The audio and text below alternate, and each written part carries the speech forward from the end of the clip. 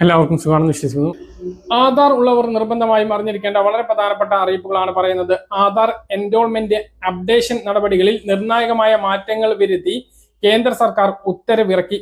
കുട്ടികൾ, മുതിർന്നവർ, ട്രാൻസ്ജെൻഡറുകൾ, പ്രവാസികൾ, വിദേശികൾ എന്നിവർക്ക് ആധാർ എടുക്കുന്നതിനും വിവരങ്ങൾ പുതുക്കുന്നതിനും ഇനി മുതൽ പ്രത്യേക വിഭാഗങ്ങളായി തിരിച്ചുള്ള രേഖകൾ നൽകണം. ആധാർ സംവിധാനത്തിന്റെ സുതാര്യത വർദ്ധിപ്പിക്കുന്നതിനും വ്യാജരേഖകൾ തടയുന്നതിനുമാണ് unique identification authority of India 2016 ചട്ടങ്ങൾ ഭേദഗതി വരുത്തിയത്. അപ്പോൾ ഓരോ ചട്ടങ്ങളും നോക്കുകയാണ് എങ്കിൽ കുട്ടികളുടെ ആധാർ എൻറോൾമെന്റിന് കുടുംബനാഥന്റേത് വേണം എന്നുള്ളതാണ്. 5 വയസ്സിന് താഴെയുള്ള കുട്ടികളുടെ ആധാർ എൻറോൾമെന്റിന് കുടുംബനാഥാധിഷ്ഠിത സംവിധാനം നിർബന്ധമാക്കി. മാതാപിതാക്കളുടെയോ നിയമപരമായി രക്ഷിതാക്കളുടെയോ സാധുവായിട്ടുള്ള ആധാർ ഇതിന് ആവശ്യമാണ്.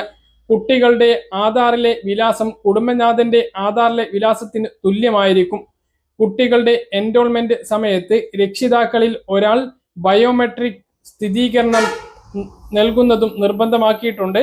ജനന സർട്ടിഫിക്കറ്റ് ആണ് ജനനതീയതി തെളിയിക്കുന്നതിന് നൽകേണ്ട പ്രധാനപ്പെട്ട രേഖ. മുതിർന്നവർക്കുള്ളത്, അതായത് 18 വയസ്സിന് മുകളിലുള്ളവർക്ക് ആധാർ എടുക്കുന്നതിനും പുതുക്കുന്നതിനും driving licence, pension card, bank രേഖകൾ, വൈദ്യുതി, വെള്ളം, ഗ്യാസ് ബില്ലുകൾ, ഇൻഷുറൻസ് രേഖകൾ എന്നിവയിൽ ഏതെങ്കിലും ഒന്നും ഉൾപ്പെടും. നൽകുന്ന രേഖകളെല്ലാം അതാത് അതോറിറ്റികൾക്ക് ഓൺലൈനായി പരിശോധിക്കാൻ കഴിയുന്ന വിധത്തിലായിരിക്കും സംവിധാനം ഒരുക്കുക.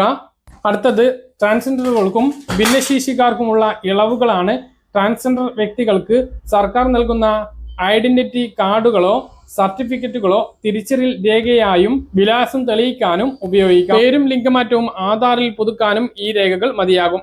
ഭിന്നശേഷിക്കാർ, അഗതി മന്ദിരങ്ങളിൽ കഴിയുന്നവർ, ശിശു സംരക്ഷണ കേന്ദ്രങ്ങളിലെ കുട്ടികൾ എന്നിവർക്കായി ജില്ലാ സോഷ്യൽ വെൽഫെയർ ഓഫീസർ നൽകുന്ന സർട്ടിഫിക്കറ്റുകൾ അംഗീകൃത രേഖയായി കുട്ടിയുടെ പട്ടികയിൽ ഉൾപ്പെടുത്തിയിട്ടുണ്ട്. ഇതുകൂടാതെ മറ്റ് പ്രധാനപ്പെട്ട ചില മാറ്റങ്ങൾ കൂടിയുണ്ട്. വിലാസം തെളിയിക്കാൻ രേഖകളില്ലാത്തവർക്കായി എംപിമാർ, MLA മാർ, തഹസിൽദാർമാർ, ഗസറ്റഡ് ഓഫീസർമാർ, പഞ്ചായത്ത് അധ്യക്ഷന്മാർ എന്നിവർ നൽകുന്ന സർട്ടിഫിക്കറ്റുകൾ നിശ്ചിത സാഹചര്യങ്ങളിൽ അംഗീകരിക്കും. നേപ്പാൾ, ഭൂട്ടാൻ പൗരന്മാർക്കും OCI കാർഡുള്ളവർക്കും നൽകുന്ന ആധാറിന് 10 വർഷത്തെ കാലാവധി ഉണ്ടാകും.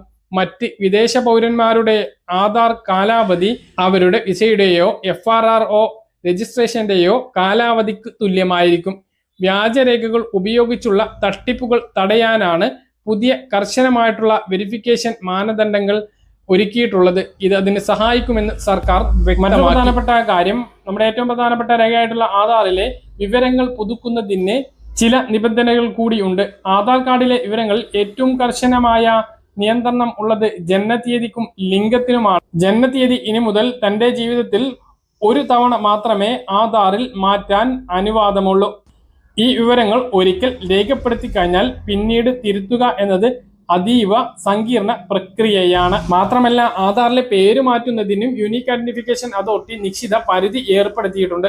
ഒരാൾക്ക് തന്റെ പേര് ജീവിതത്തിൽ 2 തവണ മാത്രമേ പുതുക്കാൻ കഴിയുകയുള്ളൂ. വിവാഹശേഷമോ മറ്റോ പേരിൽ മാറ്റം വരുന്നവർ ഇക്കാര്യം പ്രത്യേകം ശ്രദ്ധിക്കേണ്ടതാണ്. എന്നാൽ വീട്ടുപേരിലെയോ സർനെയിമിലെയോ മാറ്റങ്ങൾ വരുത്തുന്നതിന് ഇത് തടസ്സമല്ല. നിങ്ങൾ താമസം മാറുന്നതിനനുസരിച്ച് എത്ര തവണ വേണമെങ്കിലും വിലാസം മാറ്റാവുന്നതാണ്. മൊബൈൽ നമ്പറും ഇമെയിലും നിങ്ങളുടെ ഫോൺ നമ്പറോ ഇമെയിൽ വിലാസമോ മാറുന്നതിനനുസരിച്ച് എത്ര തവണ വേണമെങ്കിലും മാറ്റാൻ സാധിക്കുന്നതാണ്. ഇത് രണ്ടും മാറ്റം വരുത്തുന്നതിന് ഒരു പരിധി ഇല്ല എന്നുള്ളതും ശ്രദ്ധിക്കേണ്ട കാര്യമാണ്. അതുപോലെ തന്നെയാണ് ആധാറിലെ ഫോട്ടോയും ബയോമെട്രിക് വിവരങ്ങളും. ആധാറിലെ ഫോട്ടോയും വിരലടയാളം, ഐറിസ് സ്കാൻ തുടങ്ങിയ ബയോമെട്രിക് വിവരങ്ങൾ എത്ര തവണ വേണമെങ്കിലും അപ്ഡേറ്റ് ചെയ്യാൻ സാധിക്കും. പ്രത്യേകിച്ച് കുട്ടികളുടെ ആധാറിൽ 5 വയസ്സിന് ശേഷവും 15 വയസ്സിന് ശേഷവും ബയോമെട്രിക് വിവരങ്ങൾ നിർബന്ധമായിട്ടും പുതുക്കേണ്ടതുണ്ട്. ഇത് സൗജന്യമായി ചെയ്യാവുന്നതുമാണ്. ഇനി നേരത്തെ പറഞ്ഞിട്ടുള്ള പരിധി കഴിഞ്ഞ് തിരുത്താം എങ്കിൽ, അതായത് നിശ്ചിത പരിധി കഴിഞ്ഞിട്ട് ഒരാൾക്ക് പേരോ ജനനതീയതിയോ അനിവാര്യമായ കാരണങ്ങളാൽ മാറ്റണം എങ്കിൽ അതിനായി പ്രത്യേക അനുമതി ആവശ്യമാണ്. അപേക്ഷകൻ മതിയായ രേഖകളുമായി യുണീക്ക് ഐഡന്റിഫിക്കേഷൻ അതോറിറ്റിയുടെ റീജിയണൽ ഓഫീസിനെ നേരിട്ട് സമീപിക്കേണ്ടി വരും. ഇമെയിൽ വഴിയോ തപാൽ വഴിയോ അപേക്ഷ സമർപ്പിക്കാൻ സാധിക്കും എന്നുള്ളതാണ് വിവരം. ഇത്തരം അപേക്ഷകളിൽ ഉദ്യോഗസ്ഥർ വിശദമായിട്ടുള്ള പരിശോധന നടത്തിയതിനു ശേഷം ബോധ്യപ്പെട്ടാൽ മാത്രം തിരുത്തുന്നതിന് അനുമതി ലഭിക്കുന്നതുമാണ്. അപ്പൊ ആധാർ ഉള്ളവർ മുഴുവനായിട്ടും ഈ കാര്യം അറിയേണ്ടതുണ്ട്. പരമാവധി ആളുകളിലേക്ക് ഷെയർ ചെയ്യുക. ആധാർ വളരെ പ്രധാനപ്പെട്ട രേഖയാണ്.